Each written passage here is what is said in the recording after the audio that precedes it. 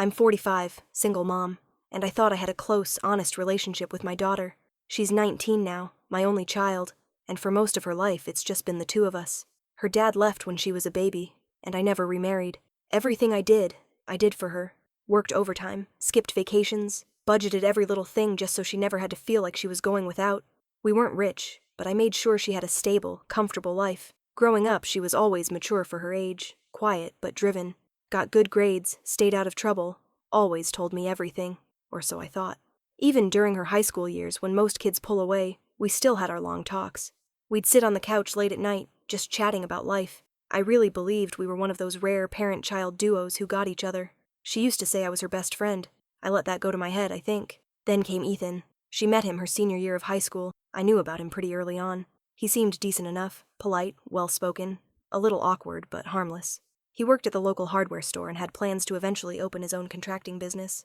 Not exactly college-bound, but I didn't judge. If he treated her well and she was happy, that was what mattered. They dated for over a year. I never saw any major red flags, just little things that raised my eyebrows. He didn't come around much. When he did, he was overly quiet, kind of avoided making eye contact with me. My daughter brushed it off, said he was just shy. I gave him space.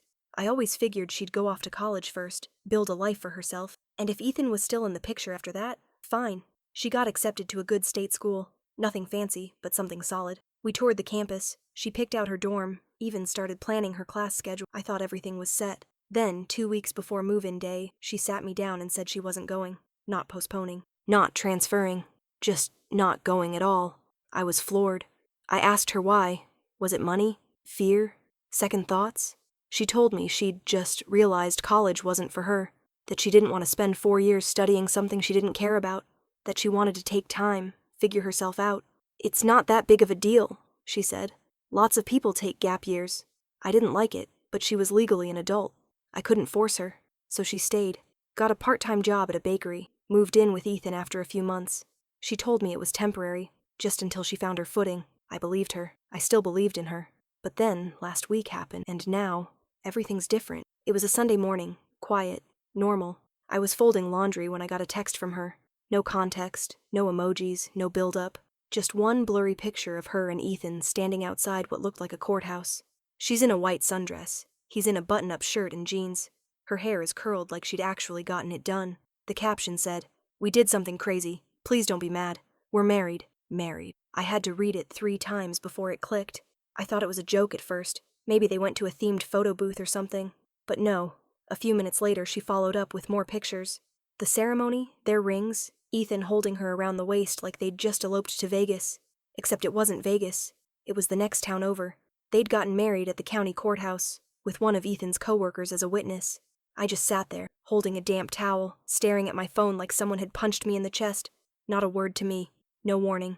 No, "Hey Mom, I'm thinking about getting married." No, "I'm in love and this feels right." Not even a basic heads up. I felt like a stranger in her life. After everything, every late-night talk, every tear I wiped, every dream I helped her build, this was how she told me, through a text?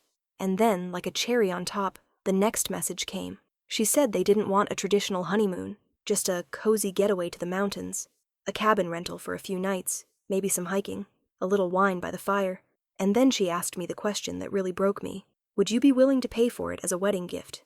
She included a link to a cabin rental, $200 for the weekend. She said it would mean the world to her, that she knew I always wanted her to have a beautiful first experience as a wife, as if that line would soften me. As if I should be honored to fund a marriage I didn't even know was happening. I didn't respond right away. I couldn't. My hands were shaking. I just sat there, trying not to cry, because I knew if I started I wouldn't stop. I didn't sleep that night. I kept going back and forth in my head, wondering if I was being too harsh, too old-fashioned, too emotional. But then that sinking feeling would creep in again. She hid this from me. She planned a whole wedding, bought a dress, coordinated witnesses, signed legal documents, and not once did she think to pick up the phone and include her mother, and then to turn around and ask me for money. I finally responded the next morning. I kept it simple. I told her I loved her, but I was deeply hurt. I said that while I respected her choice to marry Ethan, I couldn't pretend I was okay with being excluded from something so big. I told her I needed time, that I wouldn't be paying for the honeymoon. I hit send, put the phone down, and sat in total silence. 5 minutes later, the typing dots appeared. She replied with one word, "Wow." Then a whole string of messages came pouring in. She said she couldn't believe I was making this all about me, that I was punishing her for falling in love, that she didn't tell me about the wedding because she knew I'd try to stop it. She accused me of being controlling, of never trusting her judgment, and of ruining what should have been the happiest week of her life. Then came the closer. I thought you were better than this. I need space. And that was it. No call, no follow-up, just that. 3 days passed, no contact, not even a good morning text, which used to be our daily ritual. I reached out once, just a short, "I'm here when you're ready to talk," but it was left on read. I told myself I wasn't going to spiral, but the truth is, I started second-guessing everything. Was I too cold? Should I have just sucked it up and helped? Was I letting pride get in the way of being a good mother? But then I remembered something that snapped me out of it. About a year ago, when she and Ethan had been dating for just a few months, she came home in tears. She never told me exactly what happened, just that they'd gotten into a huge fight because he didn't like how close we were. Apparently, he'd said something like, "You always run to your mom with when are you going to grow up and think for yourself?" At the time, I didn't want to push. I figured it was a typical young couple, and I told her relationships take work. That communication is key. I didn't realize it then, but looking back, that was the start of the slow. From that point on, she started telling me less and less. She still smiled, still texted, but the late-night talks stopped, and I didn't want to quietly enough that she didn't notice what I noticed. The honeymoon money wasn't really about them. It was a test. Would I support her, no matter what? Would I say yes, even when she excluded me? Would I still play the role of the doting mother, even when she didn't treat me like one anymore? And the answer, for once, was no. That realization brought a strange mix of peace and pain. Peace, because I knew I wasn't crazy. This wasn't just about a wedding. Pain, because I realized how far I'd been pushed out of her world, and she didn't even seem to care. Then, 2 nights ago, I got a call from a number I didn't recognize. It was her best friend, Maddie, and what she told me made my stomach drop. Maddie sounded nervous, like she wasn't sure if she should even be calling me. She said she hadn't heard from my daughter in over a week and was starting to get concerned. No replies to texts, nothing on social media, not even their usual Snapchat streak. She thought maybe they were just busy post-wedding, but something felt off. Then she said, I wasn't going to say anything, but she told me a while back Ethan didn't want her hanging out with me anymore, or you. That stopped me cold. She told me there were little things. Ethan going through my daughter's phone, asking who she was texting, getting annoyed when she spent time away from him. At first it seemed like jealousy, but over time, Maddie said it felt more like control, isolation, and now, total silence. Maddie said she had a bad feeling. So did I. And just like that, everything shifted. The second I hung up with Maddie, I felt that old, familiar fire light up. The mom instinct. I knew something wasn't right. I texted my daughter again. Just one line. I'm not mad. Just tell me you're okay. No reply. I waited an hour. Nothing. I called. Straight to voicemail. Then I did something I hadn't done in years. I drove by their apartment. Her car was in the lot. Lights were off. Curtains drawn. I sat in my car for a long time, debating whether I was crossing a line, but the silence was louder than my hesitation. I got out and knocked on the door. No answer, but I heard something, a thud, a shuffle, movement inside, then silence again.